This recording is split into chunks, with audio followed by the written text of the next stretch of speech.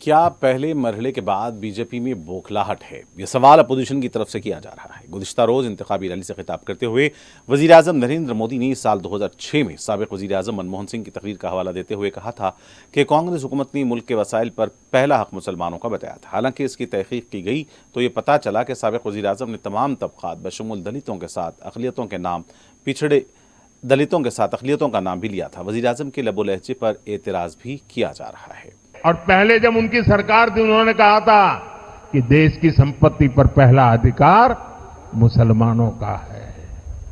इसका मतलब ये संपत्ति इकट्ठी करके किसको बांटेंगे? जिनके ज्यादा बच्चे हैं उनको बांटेंगे। घुसपैठियों को बांटेंगे।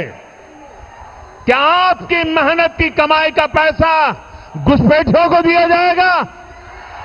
आपको मंजूर है? ये कांग्रेस का मैनिफेस्टो कह रहा है कि वो माताओं बहनों का सोने का हिसाब करेंगे, उसकी जड़ती करेंगे, जानकारी लेंगे और फिर उस संपत्ति को बांट देंगे और उनको बांटेंगे जिनको मनमोहन सिंह जी की सरकार ने कहा था कि संपत्ति पर पहला अधिकार मुसलमानों का है। भाइयों बहनों, ये अर्बन नक्सल की सोच मेरी माताओं बहनों, ये आपका मंगलसूत्र भी बचने नहीं देंगे, यहां तक जाएंगे मैं कहना।